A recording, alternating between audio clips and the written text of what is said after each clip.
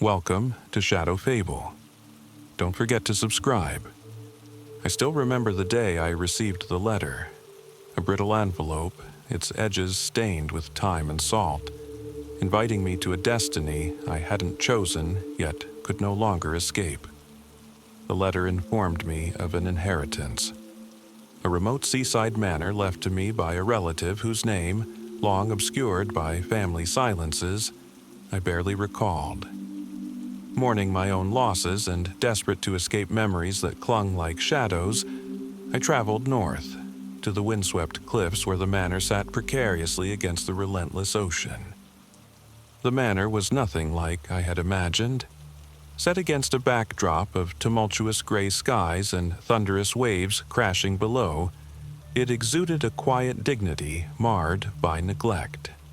Even before stepping through its creaking iron gate, an inexplicable tug gripped my heart, a longing for an unknown past, as if the manor itself whispered secrets from its ancient bones. I could smell the salty tang of sea spray mingling with the must of disuse. Each breath in the open air a reminder that time here moved differently. Inside, the mansion's halls were cloaked in a melancholic silence.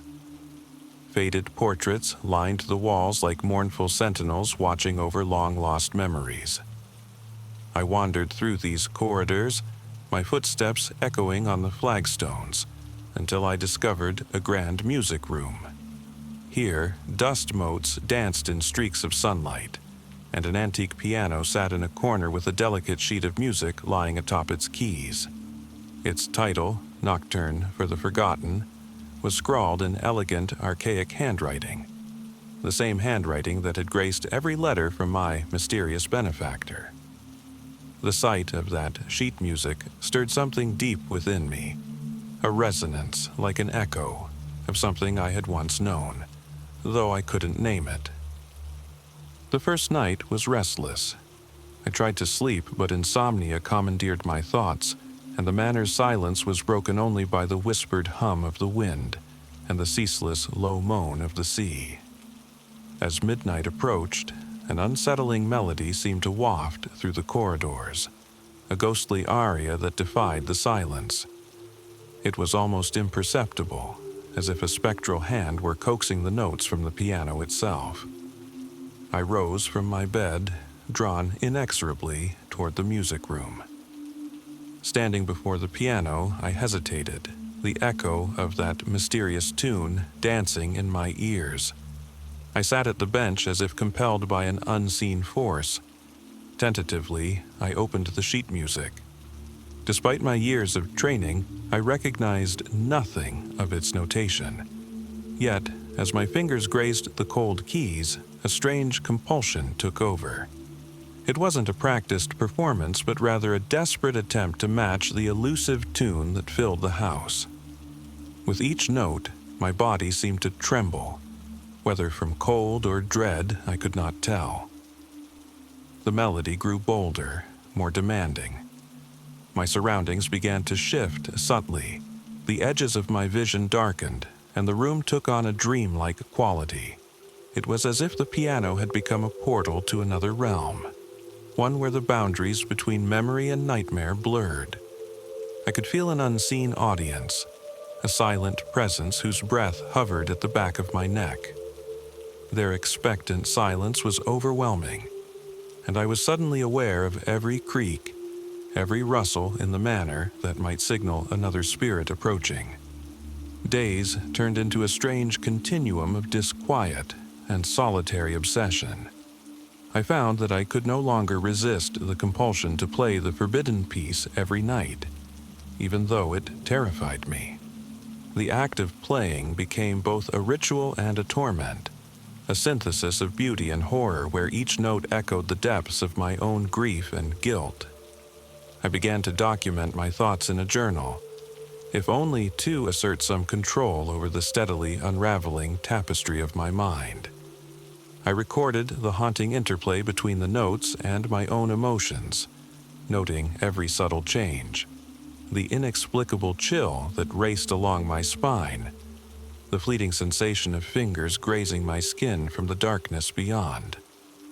On one fog-laden evening, just as the coastal winds wailed like the lost souls of seafarers, I encountered a visitor. As I played, completely absorbed in the nocturne, I became aware of another presence in the music room.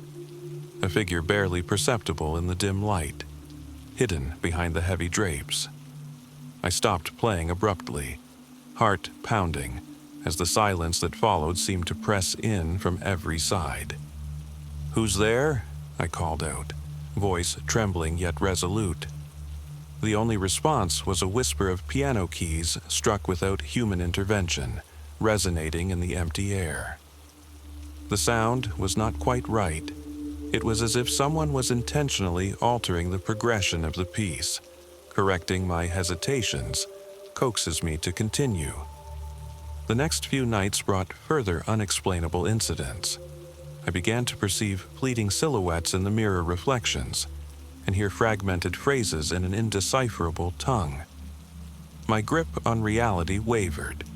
The boundary between my isolation and the presence I half believed was haunting the manor grew ever thinner.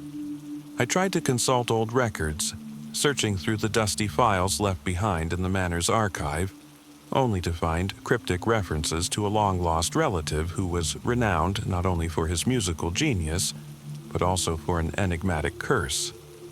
There were hints that he had struck a secret pact to create a masterpiece so powerful that it could summon the spirits of those forgotten by time to awaken them from their eternal slumber.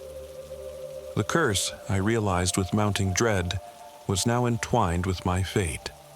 My nightly performances were more than mere exercises in grief. They were the final cadence of a ritual whose true nature I had barely comprehended. The relentless march of the melody had begun to change me. I found myself waking from fitful sleep with the lingering echo of notes, my dreams invaded by imagery of flickering candlelight and anguished faces that receded into shadows.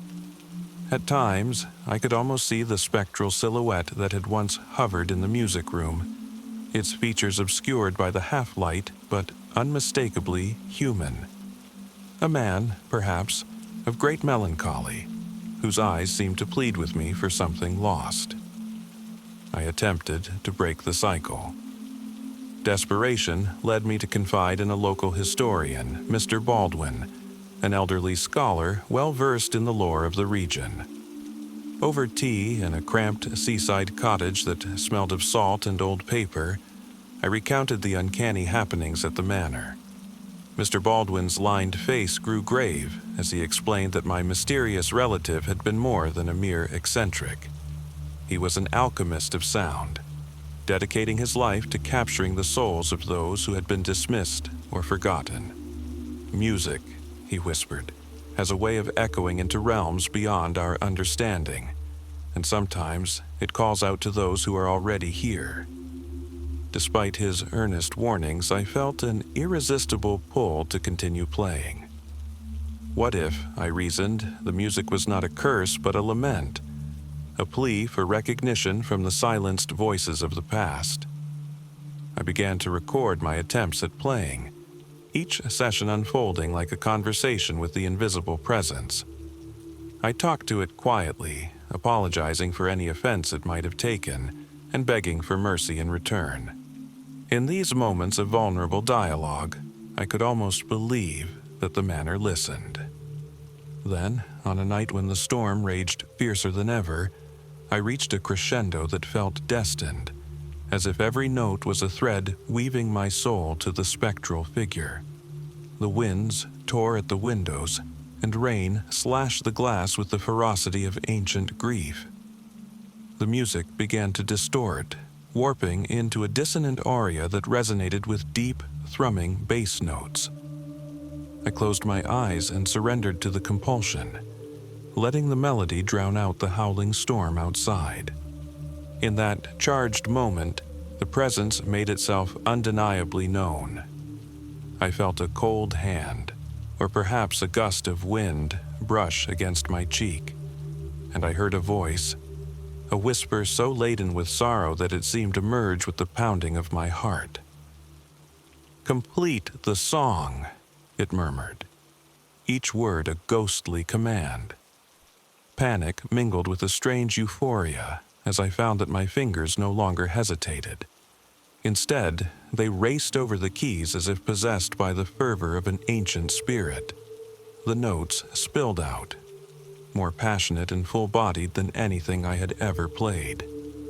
It was as if the distant relative's soul was pleading for closure, desperate to finish the work that had consumed his life, and it now seemed mine. The crescendo of that night was both beautiful and terrible. In those final moments of that nocturne, as the melody reached an unbearable intensity, the very walls of the manor seemed to tremble. I could hear the sounds of footsteps pacing in distant corridors, soft and measured, as if an unseen orchestra were gathering for a final symphony. I felt on the edge of consciousness, my mind unraveling like thread from an aged tapestry. And then, as suddenly as it had begun, the music died, leaving only the chaotic symphony of the storm outside and my own ragged breathing. In the hush that followed, the figure materialized before me. His presence was unmistakable. Pale, sorrowful eyes meeting mine with a mixture of relief and despair. He was clad in a worn suit that echoed another era, his expression etched with a burden of regret. "I am the composer you have summoned, the forgotten soul who once poured his agony into these keys," he intoned softly. His voice was a balm and a terror all at once, resonant with an ancient longing. "You have played my requiem, unknowingly binding me to you." The revelation sparked a tumult of emotions within me. All along, my grief had intertwined with his spectral woe. The manner, the music, it was as if my own despair had found a mirror in his, compelling us to share an unholy communion of sorrow and redemption. I stammered, "What must I do?" The night deepened as he replied, "Finish what I started. Complete my nocturne. In doing so, you will free us both from the chains of remembrance, or risk becoming lost in a labyrinth of perpetual mourning." Thus began the final, desperate quest to decode the mysterious, half-forgotten composition. Over the ensuing days, I scoured every inch of the manor for hidden manuscripts and lost memories. The music room yielded secret compartments behind ancient paneling and loose floorboards concealing letters and sketches that hinted at the origins of the cursed melody. I grew increasingly obsessed as each discovery deepened the connection between my soul and the spectral composers. My sleep was a tapestry of dreams filled with the sound of a ghostly orchestra, each note a memory I could almost grasp, yet perpetually slipping away. As I painstakingly pieced together the fragmented score, the spectral presence seemed to guide my hand, urging me to transcribe notes that danced on the edge of madness. My journal filled with frantic scrawls of musical notations and anguished reflections. At times, I was overcome by fleeting moments of clarity amidst the chaos, a glimpse of a joyous past intermingled with unfathomable sorrow. In one particularly vivid vision, I found myself in a sunlit field, playing a gentle melody, the laughter of children echoing in the distance. But as quickly as the vision appeared, it shattered into shards of iridescent horror, leaving me sobbing with the weight of inevitable loss. The final night approached like a dark promise. Rain pounded the manor relentlessly, and the sea roared as if in mourning. I sat before the grand piano one last time, the completed nocturne spread before me in meticulously written ink, a testament to both my pain and his sorrow. My fingers trembled as I began to play the final passage, the notes laden with every tear and every memory of a life marked by grief and regret. The melody soared, carrying with it the spectral echoes of a forgotten past, rising above the clamor of the storm. As I played, the presence of the composer became almost tangible. a warm, ethereal glow that hovered near me, its eyes glistening with a silent plea for release. The room seemed to breathe with the rhythm of the music, every note summoning forth glimpses of lives long past. At the apex of the performance, the manor itself appeared to awaken, the walls pulsating with the heartbeat of memories. I could see faces in the flickering shadows, each one a testament to forgotten souls yearning to be remembered and, finally, to be free. When the final note quivered in the charged silence, an eerie stillness descended upon the manor. The spectral figure slowly faded, his expression a bittersweet mix of gratitude and sorrow. In that moment, I felt the weight of countless lifetimes lift from my heart, a serene emptiness replacing the tumult of grief. I had freed him and, in the process, exorcised a piece of my own tortured past. In the aftermath, the nights at the manor lost their oppressive cadence, and the endless echo of the forbidden melody softened to a gentle whisper, like a lullaby for weary souls. The music room, once a chamber of torment, became a sanctuary of memory, its keys resonating with the bitter-sweet echoes of lives intertwined by fate and sorrow. I understood then that the inheritance was never merely a physical estate, but a passage into a realm where grief and music coalesced into something transcendent. Though the manor remains a repository of secrets and the silence of the past lingers in every room, I now play the piano with a measured tenderness. The nocturne, once a harbinger of torment, has transformed into a requiem of hope, a reminder that even in the darkest corners of our minds, there is light waiting to be reawakened. And as the sea whispers to the shore and the wind hums through the empty halls, I am no longer the solitary, grieving violinist, but a keeper of forgotten memories, forever bound to the eternal cadence of life. In those quiet hours, when the world outside sleeps, I sometimes think I hear the soft strains of his final aria carried on the breeze, a song of solace for those who dare to remember.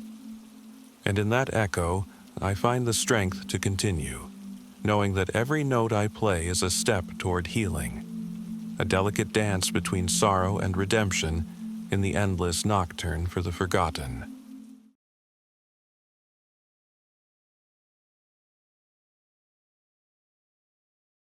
I remember the first time I noticed that something was off, a chill in the back of my mind that wouldn't let go, even under the bright stage lights and the clamor of applause.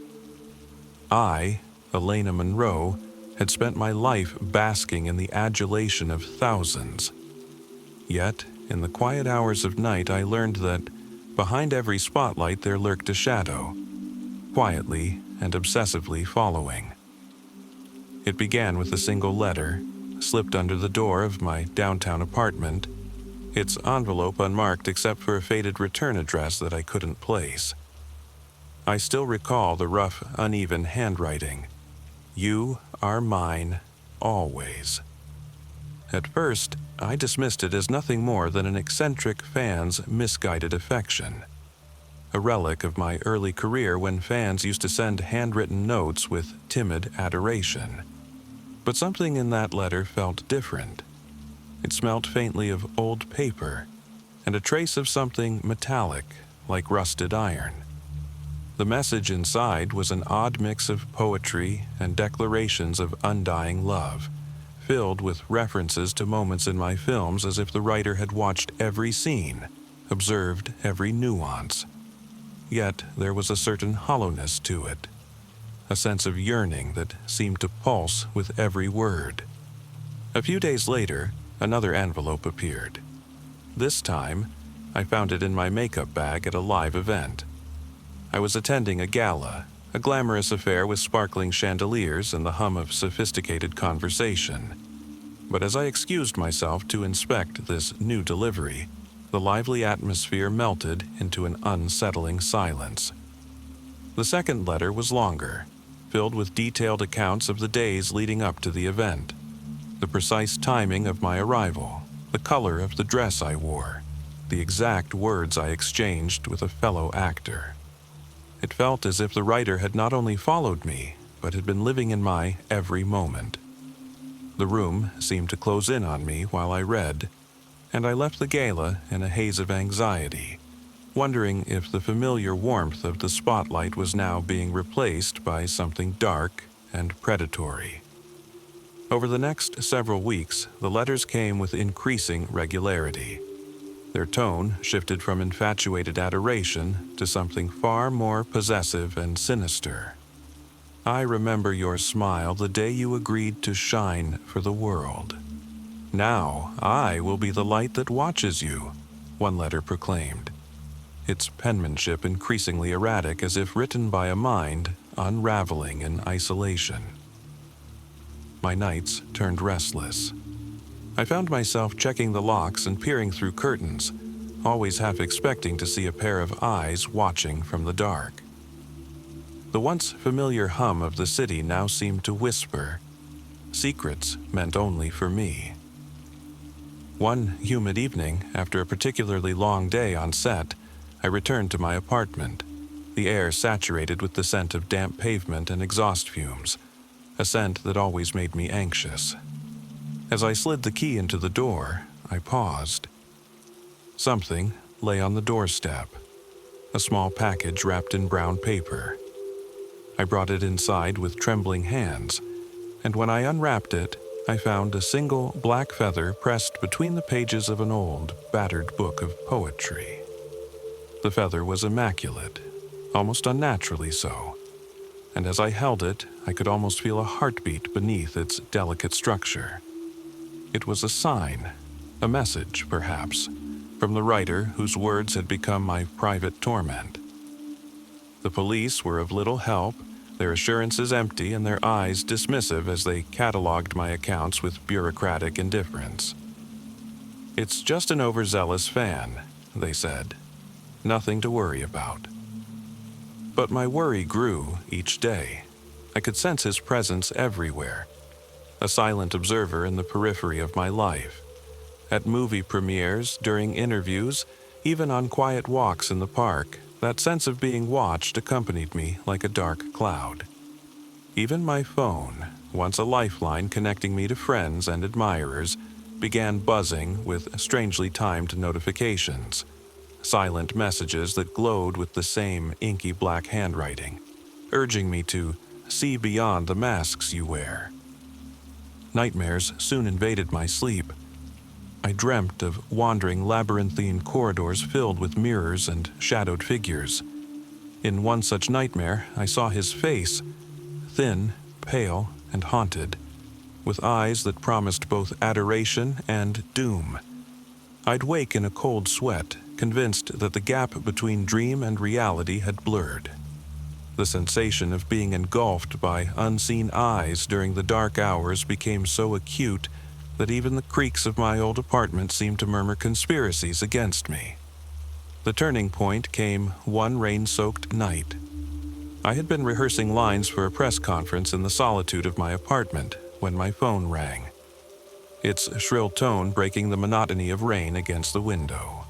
It was an unknown number. My heart pounded as I answered, expecting the worst. A soft, almost imperceptible whisper slithered through the line. "I see you, Elena. Tonight, you will be mine."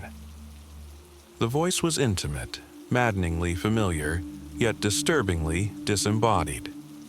Before I could muster a response, the line went dead.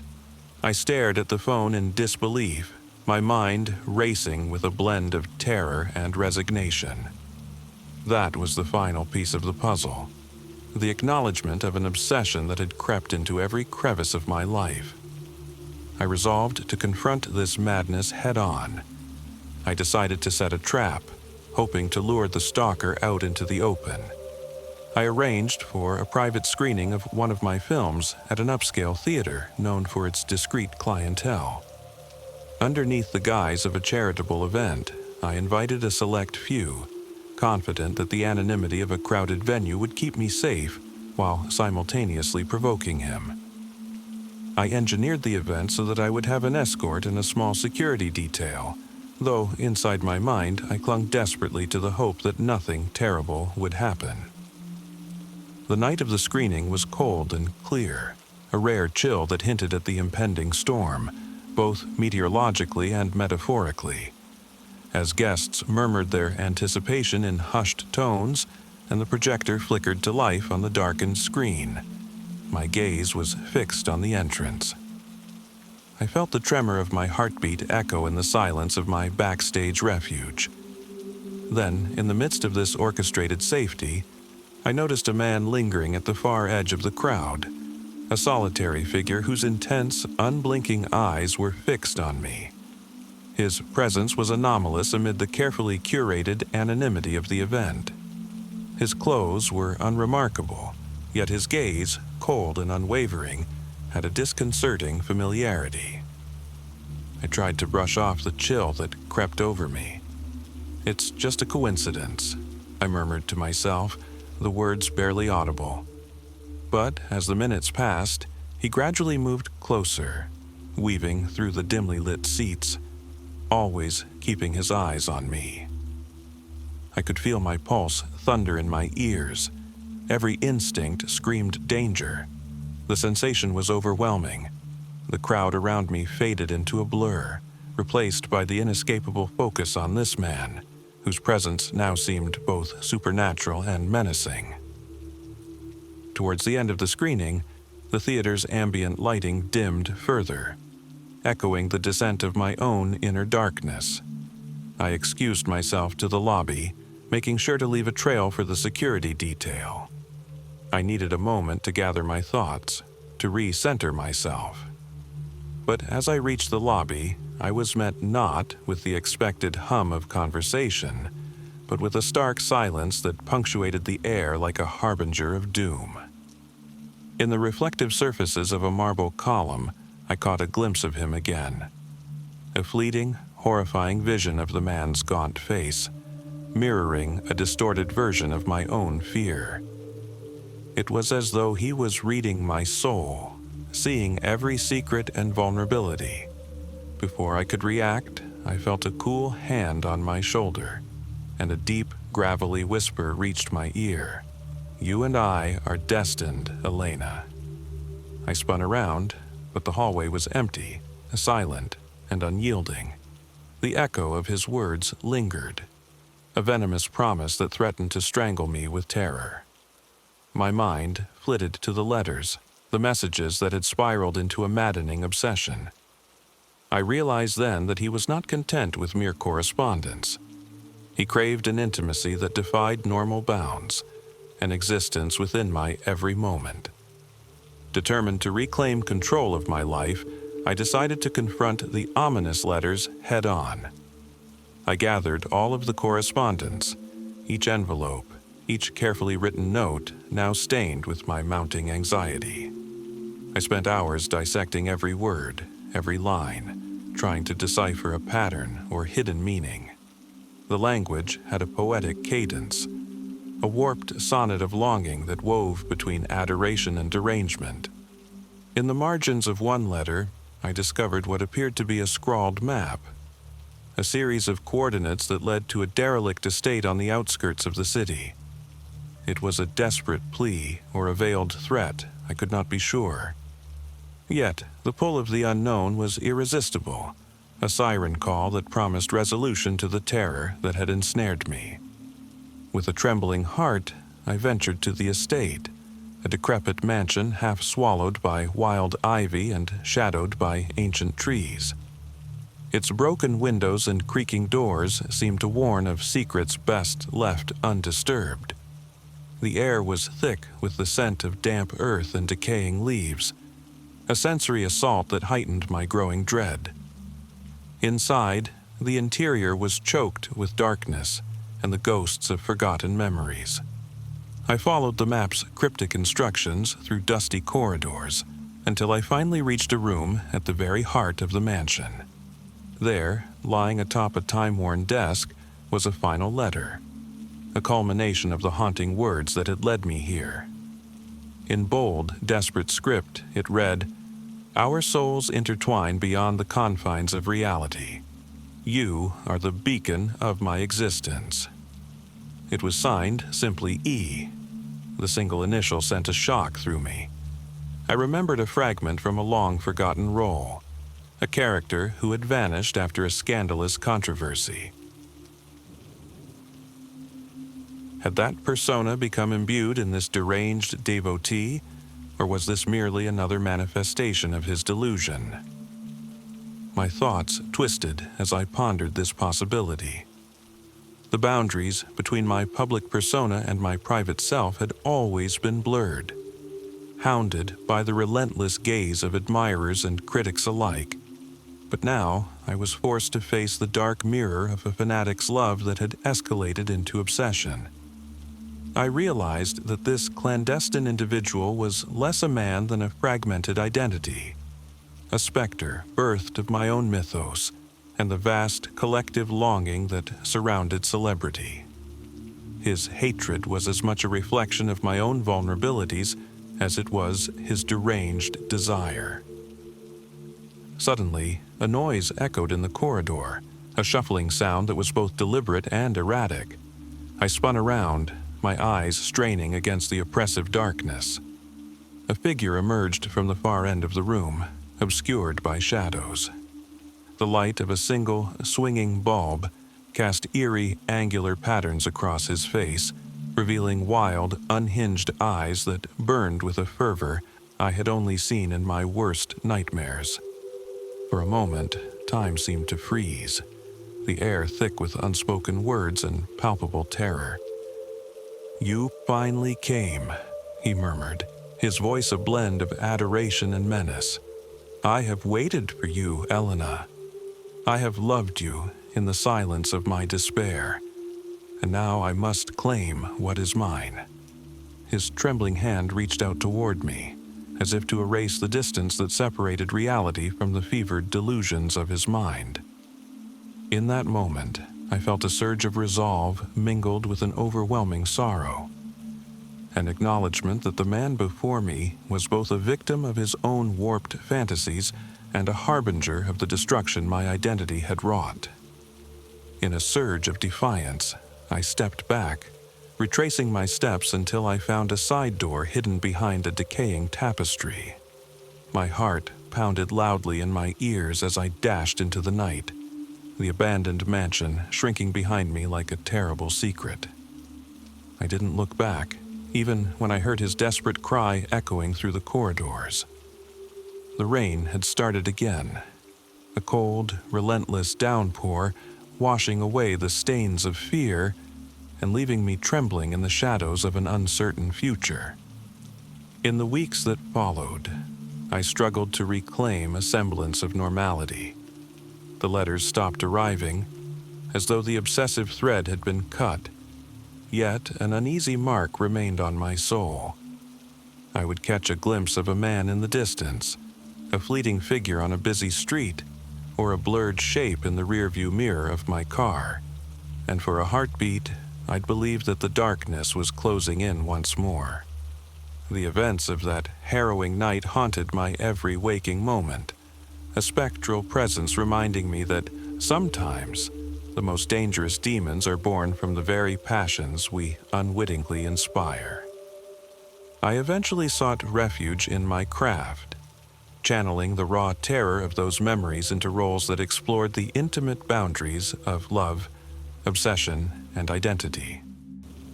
In interviews and quiet confessions off camera, I spoke of the perilous cost of stardom, that beneath the glitter and glamour lay a reality where every smile carried a hidden sorrow, where every accolade was shadowed by the risk of losing oneself to the demands of an unrelenting audience.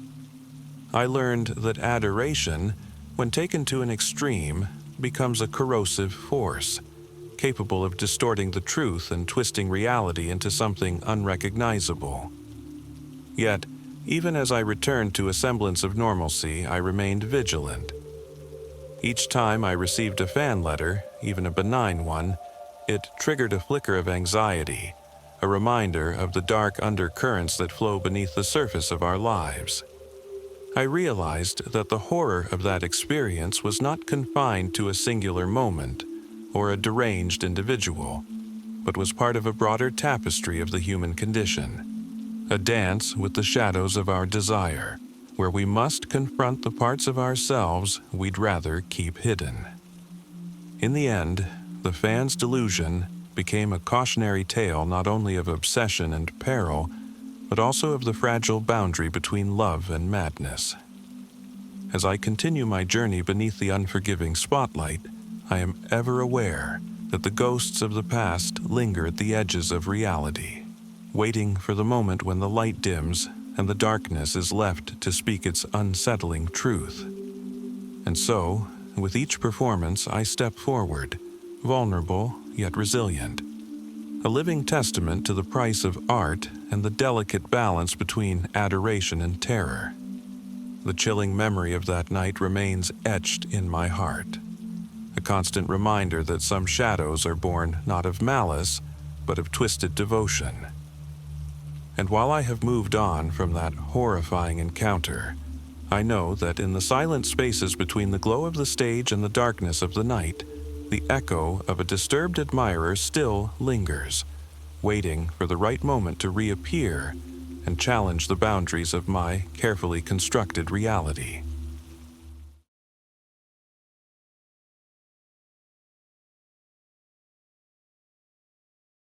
I first arrived in Willow's End on a damp September afternoon, when the river still ran low and the sun slanted through golden leaves like a spotlight on forgotten things. As the village historian, I'd come to catalog anniversaries and old deeds, to sift through brittle newspapers and faded letters that whispered of the lives long buried beneath these Appalachian hills. But nothing in the archives prepared me for the dream that rose from the Blackwater River the night Thomas Walker drowned. The town had never forgotten Thomas, a beloved schoolteacher with a voice like warm honey, who drowned during a picnic by the river's bend 2 weeks before I arrived. They said evening storms had swollen the current, but I learned quickly that locals had a darker suspicion. The river dreamed, and sometimes its dreams seeped into the waking world. I dismissed the notion at first, a quaint superstition born of isolation. Yet, on my third night here, I heard distant music, children's laughter followed by a single, heart-wrenching gasp, echoing through my open window. The melody drifted from the riverbank, where darkness pooled like ink, and the hair at the nape of my neck stood on end. I rose and lit a lantern, its trembling flame revealing thick fog curling over the water's surface. Leaning forward, I saw a figure on the opposite bank, a man in faded tweed, soaked to the waist, his mouth moving without sound. As I raised my lantern higher, the figure vanished, leaving only the ripple of water and an overwhelming scent of tobacco and damp earth. I blinked, uncertain if the lantern's reflection had tricked me, or if something, or someone, had stepped out of the river's dream. I shivered with an inexplicable dread, convinced that whatever it was had watched me. By morning, the townspeople were abuzz. Maggie Trent, the postmistress, brought me tea and a trembling tale of her own. At dawn, she'd seen a child weeping on the old rope swing by the shore, even though the swing had lain unused for years. She swore the tears fell like pearls into the water, and then she heard a voice, so clear it was as though it rose from beneath the riverbed. "Save me." I thanked her politely, though my notebook remained empty. A historian records facts, not folk tales, until facts begin to crumble. Over the next week, the river's dream stretched further. At sunset, I walked its banks in search of corroboration or rational explanation. The forest pulsed with cicadas, and the reeds snaked around tree roots like grasping fingers. I found Thomas Walker's satchel wedged between two mossy stones, its leather cracked and mottled. Inside was his lesson plan for the day he died, an outline on American folk songs, a half-eaten sandwich, and a pressed wildflower that should have disintegrated decades ago. My pulse thrummed in my ears. How had it ended up here, untouched? And why did I swear I felt his presence, as if he were guiding my hand? Compelled, I spent the next afternoon interviewing anyone who had known Thomas. Stories poured out like floodwater. He tutored students by the riverbank, humming old ballads about drownings and lost love. He sketched the river in charcoal, convinced it hid windows to forgotten histories. He'd once confided to Maggie that some nights he awoke to find water pooling on his bedroom floor, only to watch it evaporate when he blinked. Each account added a seam to the town's patchwork paranoia, and I felt my skepticism fray stitch by stitch. That night I dreamt of water. I stood knee-deep in a moonlit current that tugged at my boots, pulling me downstream toward an unseen destination. The water whispered in voices both familiar and alien. Among them, I recognized my grandmother's lullaby, Thomas's booming lessons on poetry, and the hurried apologies I never spoke after our brief meeting at the archive. I could not tell where my memories ended and the rivers began. Then I heard a low chuckle, hollow and knowing, and woke gasping, heart pounding like a war drum. When I sat at my desk with pen in hand, I found the pages blank. In the margin, something, had scrawled 3 words in a looping script: "Find the mirror." I stared at the ink because I did not own a mirror. My hands shook as I closed the notebook, convinced that Thomas's laughter hovered just beyond the lamplight. By the weekend, more villagers reported uncanny sightings. The grocer, John Barnes, claimed the fish he sold had bloodied eyes that insisted on following him out the door.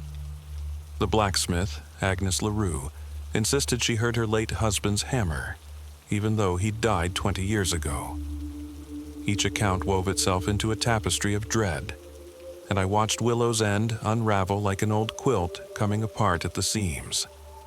Somewhere among these fragments lay the truth: why the river's dream had turned malignant, and what tethered Thomas Walker's spirit to its depths. I returned to the archive, rifling through journals from the settlement's founding. In a leather-bound volume dated 1832, I found a passage about the river's origin. Settlers spoke of a murmuring that rose at midnight, a half-heard chant promising bounty and doom. They spoke of a mirror stone, an obsidian fragment said to reflect souls back to their hidden selves. Legend held that whoever gazed into the river through that mirror would be granted understanding, but risked release of what they feared most. It was marginalia, scrawled by a preacher's daughter who vanished weeks later. The mirror stone had never been recovered. My skin crawled with anticipation. If the mirror stone still lay somewhere in these woods, perhaps someone had found it. And perhaps that someone was Thomas. I gathered lantern, notebook, and rope, then ventured into the woods at dusk, following the river's winding course beneath a sky smeared with violet clouds. The forest swallowed sound, leaving only the slap of my boots and the rhythmic rush of water. Near the bend where Thomas died, I spotted something black half buried in mud. My lantern's glow revealed a shard of polished obsidian, its surface rippling like liquid midnight. My breath caught. Could this be the mirror stone?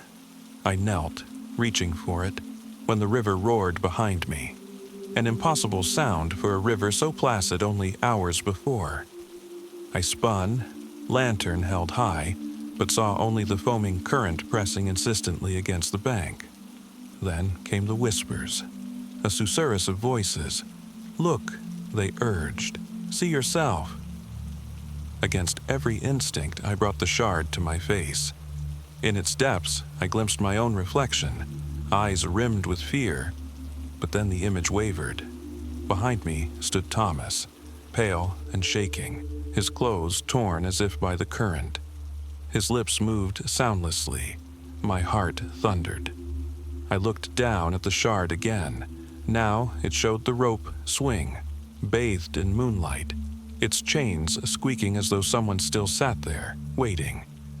A single tear rolled down the polished surface, even though the stone was perfectly dry. I snapped the shard away from my face, and in that instant the shapeless dread convulsed the air. Lantern light flickered as if punched by an unseen fist. I stumbled backward, dropping the shard into the mud. The whispers crescendoed into a desperate plea. Free me. I fled without looking back, crashing through underbrush until my lungs burned and the night sky loomed overhead. The next morning, I woke in my small rental cabin, soaked in sweat, the shard's image seared behind my eyes.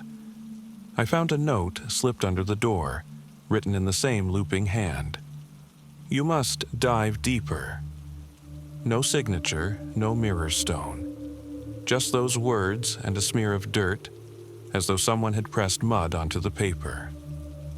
I hesitated, trembling with dread, as I traced the words. To dive deeper meant to enter the river's domain, to confront its dream at its source. But I, a mere historian, had no right to meddle in forces beyond human ken. Yet, if I abandoned Willow's End now, more souls might be claimed by the river's reverie. I could not walk away. That night I prepared for the descent. I wrapped the shard in cloth and stowed it in my coat pocket. I carried a coil of rope, the largest lantern I owned, and a small journal in which to record every word and sound. Outside, the village lay silent, as though holding its breath. I reached the river at midnight, the sky smudged with stars. The current glowed faintly under the moon, as though phosphorescent. I secured one end of the rope to a sturdy oak, then waded into the water, its chill biting through my wool coat. Each step forward felt like a promise broken. The river's pulse throbbed against my shins, then my waist. With effort, I pried the shard from my pocket and held it aloft. The water's glow coalesced around its edges, illuminating the face of the river in the jagged glass. I peered through the shard and gasped. Instead of my reflection, I saw a vast cavern beneath the riverbed, lit by wavering lantern light. In the cavern, Thomas Walker stood at the edge of a stone dais, his eyes vacant. Around him, silhouettes of every villager who had ever drowned in the river gathered like mourners, their faces upturned in silent accusation. On the dais lay an open tome bound in dark leather, the same journal I had found in Thomas's satchel. He touched it reverently, then opened it to a blank page. The current tugged at me. The cavern's chanting rose, a low, pulsing hum that reverberated through bone. I felt compelled to step forward, to join the circle of shades. My mind filled with memories I had long buried. My father's laughter when he taught me to skip stones, my mother's soft humming as she braided my hair, the unspoken sorrow I carried for the student I'd failed. The river's dream was too intimate, too alive. It knew me better than I knew myself. I forced myself to look away, plunging the shard into the water. Its jagged edge caught on something solid beneath my feet. I yanked it free, and the chanting snapped off like a struck bell. The shades flickered and dissolved into the current.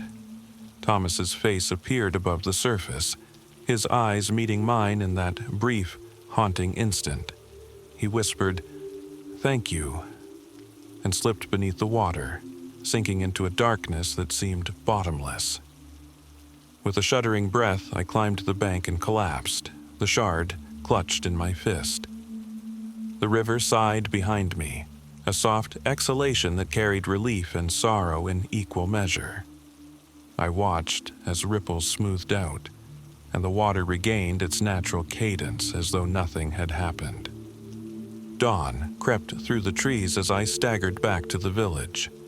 At the edge of town, I paused, expecting to see shadows disguising themselves in doorways or hear whispers chasing me on the wind. But the streets were still, birdsong unbroken. Thomas Walker's satchel lay abandoned by the schoolhouse steps, open to the lesson plan I'd seen before. The pressed wildflower had vanished, leaving only a single line written in dirt across the leather. The river dreams again.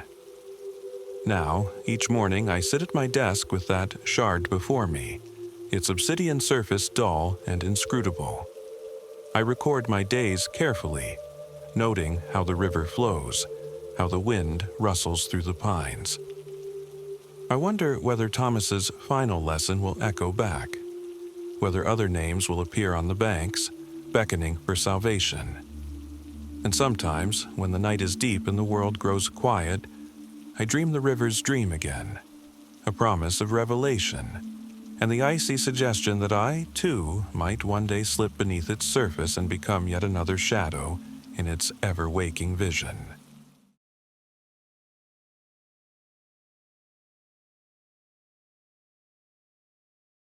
From the private case notes of Dr. Howard Lorne, Entry 1, Patient 313. Dr. Howard Lorne had been retired for years, but as he walked through the familiar sterile corridors of Dunmore Asylum, the echo of his footsteps stirred memories he thought he'd forgotten. Fluorescent lights buzzed overhead, painting everything in their sickly yellow hue. The air was thick with antiseptic, yet beneath that sterile scent lingered the faint, persistent odor of decay, time eating away at sanity itself. He paused at room 313, the steel door marked with rust around the edges, its observation window smudged and cracked. Inside sat a man whose file Lorne had studied for hours before coming, yet about whom he knew virtually nothing. Patient 313 had spent 40 silent years here, sealed away from the world, mute and unresponsive, until yesterday. Lorne stepped closer, peering through the distorted glass. The patient sat motionless on the edge of his cot, thin limbs and sunken shoulders draped in a pale institutional gown. His eyes stared directly at Lorne, hollow yet strangely alert, as if expecting his arrival. The door opened with a metallic creak, sending chills down Lorne's spine. He stepped inside, notebook clutched tightly in one hand. A guard closed the door softly behind him, leaving the two men alone. For a long moment, silence stretched thick between them, broken only by the muted hum of ventilation fans. Finally, the patient's dry, unused voice cracked through the quiet, startling Lorne despite his anticipation. "Howard, I knew you'd come." The doctor froze, his pulse quickening. "How do you know my name?" Patient 313 tilted his head slowly, a hollow smile spreading across his lips. "We've spoken before. Don't you remember?" Lorne maintained composure, a practiced calm hiding the tremor in his chest. "We've never met. You've been silent since your admission." "Oh, not here," the patient whispered, leaning forward slightly. "Not in this place. Somewhere deeper. Darker." Lorne shook off a creeping unease. He dealt with delusions before. Reality could twist for those imprisoned within their own minds. "And where is that exactly?" The patient lifted one skeletal finger, tapping his temple gently. "Inside here. In the dark, behind your eyes, Howard." Lorne swallowed hard, glancing briefly toward the door. "Tell me how you know details of my life." Patient 313's expression softened almost sympathetically. "I know everything you've hidden, Howard. The things you pretend never happened. The patient you failed. The one you couldn't save." The doctor's throat tightened. Memories surged. Faces he'd pushed down deep beneath layers of rationalization and denial. One face in particular. One mistake he'd tried for decades to forget. "You're confused," Lorne managed, voice strained. "You must have overheard something." "No," the patient cut in softly, shaking his head. "I was there. Every night when you lie awake thinking of her, I watch you from the corners of your dreams. She whispers to me, 'Howard.'" A cold sweat prickled down Lorne's spine. He forced an unsteady laugh. Who? Who whispers? Emily, the patient whispered. The name struck Lorne like a physical blow, his breath hitching painfully. Emily, the patient he'd failed years before, the patient who had vanished without a trace. An unresolved case that had haunted him into retirement. Lorne stood abruptly, pacing nervously. This is absurd. You're delusional, pulling memories from my mind somehow. Am I, Howard? Patient 313's voice grew colder. Or am I the truth you've always feared you'd face? The truth of what you did? I didn't... Lorne stopped himself, pulse hammering in his ears. He stared into the patient's unwavering eyes, suddenly uncertain of everything. You convinced yourself she simply disappeared, the patient continued. But we both know that isn't true. You failed her, abandoned her to the darkness. Lorne felt dizzy, his vision narrowing. He clutched the notebook so hard his knuckles whitened. Stop, please. I couldn't have known. But you did, the patient interrupted gently. Deep down, you always knew. You let her slip away, and now she waits, Howard, waiting for you. Lorne's breathing grew shallow. His gaze darted around the tiny room, its walls closing in. Shadows danced at the edges of his vision, whispers growing louder inside his mind. He tried to ground himself, but reality was fracturing. Who are you? Lorne demanded desperately. The patient stood, slowly stepping toward him, pale eyes glittering strangely in the flickering overhead light. I am the one who remembers your forgotten sins. I am your reflection, your fear. I'm the echo of every patient you've ever lost. Lorne backed toward the door, fumbling for the handle. The patient moved closer, relentless and calm. Run if you must, Howard, the patient murmured. But you can't escape yourself. Lorne yanked the door open, stumbling backward into the hall, breath ragged. He slammed the door shut, leaning against it, gasping. The guard eyed him warily, but Lorne didn't speak. Couldn't speak. The asylum seemed different now, distorted somehow. Familiar halls now oppressive, memories pressing in from every darkened corner. As he hurried toward the exit, Lorne passed rooms identical to 313, each one harboring a silent occupant. He felt their unseen eyes on him, judging, accusing. Outside, the evening air hit him sharply, carrying with it the distant scent of coming rain. But freedom felt false, superficial. Behind him, through the barred windows, room 313 remained, a secret waiting patiently, as it always had. As Lorne drove home in silence, his hands trembled against the wheel. In his rearview mirror, shadows seemed to gather, whispering. He glanced back sharply, heart thudding, but saw only empty darkness. That night, alone in his home, sleep came slowly and fitfully, and in the deepest hours, somewhere between dreaming and waking, he heard it. A voice, gentle but unmistakably hers. Howard, Emily whispered. I've been waiting.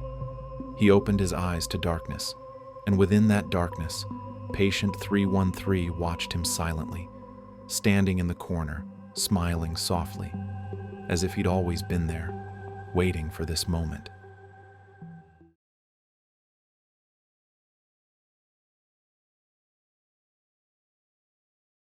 After the unsettling events with patient 313, Dr. Howard Lorne resolved to keep his distance from asylum walls, until a call came from a crumbling high-rise on the edge of town. A young woman, trembling and wide-eyed, insisted her neighbor had been replaced by a stranger who refused to speak. Apartment 6B, she claimed, had been empty for years. Now someone lived there, and every night she heard him pacing the bare floorboards. Lorne arrived at 3 p.m., when the late afternoon sun slanted through grimy windows in the lobby. The air smelled of mildew and stale coffee. The carpet sprouted hair-thin weeds between frayed seams. He stepped into a rusted elevator that groaned upward, its single bulb flickering like a dying spark. On the 6th floor, the corridor stretched silent and pale, an endless twilight of peeling paint and whispered echoes. Apartment 6. B's door was scarred by chipped paint and a lock that turned with a squeal. Lorne knocked twice, then waited. From inside came a soft scuff of bare feet. The door cracked open and a woman stood there, clutching an old Polaroid to her chest. Her eyes, dark pools rimmed in red, fixed on him. "Thank you for coming," she said, voice barely above a wind whine. "I don't know who he is, but he's inside." Lorne tucked his notebook under his arm. "Tell me everything from the beginning." She led him across the narrow room, where sunlight spilled onto an empty floor. A single lamp glowed in the corner. The walls were stripped bare. "My neighbor moved out last month," she began. "We never really spoke, just waves in the hall. The day he left, I heard a crash. The next morning, his apartment was empty, door wide open. No furniture, no boxes, nothing." She held out the Polaroid, a grainy shot of a man in a dark overcoat standing exactly where her couch once was. "2 nights ago, I saw him through the peephole. He wasn't my neighbor. I've never seen him before, but when I asked, he just stood there, staring." Lorne examined the photograph. The man's face was hidden in shadow. Only the cold gleam of his watch caught the light. "Did you call the landlord?" She said no one's been assigned 6B in years. Her breath trembled. "Please, I don't want to be alone." Lorne slipped on a pair of lavender-scented gloves and approached the door. He pressed his ear to the cold metal. No footsteps, only a distant hum of traffic. He rotated the knob. It gave way. Inside, the apartment was immaculate. A lone desk, a folded sheet on the floor. The lamp cast a weak circle of light. The rest was swallowed in shadows. He stepped through, senses alert. The air felt unnaturally cool, as though the room exhaled frost. He ran a fingertip along the edge of the desk. No dust, no fingerprints. He knelt by the lamp and noted the brand, an expensive model sold only in specialty stores. Whoever this intruder was, they planned to stay. A soft shuffle behind him. He spun around, heart hammering. Nothing. The room remained empty. "Hello?" he called, voice echoing. No answer. He moved toward the window, where a threadbare curtain hung unmoved. Outside, the sky was fading to bruised gray. In the reflection, he saw her standing in the doorway. Relief washed over him. But when he turned, she wasn't there, only the lamp in the desk. A whisper curled at the edge of his ear. "You let her slip away." The words from patient 313's final confession. Lorne's breath caught, his spine chilled. He shook his head. This was a new case, unrelated. Yet somehow the echo clung. He found the Polaroid taped to the inside of the door. Now the man wore a hospital gown. Beneath the photograph, someone had scrawled, "Not who he appears." The ink was fresh, crimson bright. A faint click sounded. The lamp dimmed. Lorne crossed to the door and yanked it shut. The hallway was empty, its fluorescent light stuttering. Footsteps echoed overhead, though the stairwell was locked. He led the woman outside. She hugged her arms around herself, her skin a pale tremor. "Thank you," she whispered, eyes darting. "I don't know what happened in there." He offered a calm nod. "I'll look into it. You're safe tonight." As he walked back down the corridor, Lorne could feel the Polaroid burning in his pocket. He stopped at the stairwell window and peered into the empty stairwell. Concrete walls, no sign of movement. Yet, below, the door to 6B had changed. Its number was now 313, the digits freshly painted in black. Lorne stared, pulse racing. A shadow detached itself from the wall and slid across the floor, the outline of a man in a hospital gown. He vanished through the wall. Outside, the sky had darkened to slate. The woman's building stood silent against the dusk. Lorne pulled out the Polaroid one last time. This image, too, had changed. Now it showed his own reflection in that empty room, staring back with hollow eyes. He tucked it away and walked toward the elevator, mind reeling. A new case, yes, but the same darkness threading through every door he opened. and somewhere, patient 313 was still waiting. From the private case notes of Dr. Howard Lorne, Entry 2.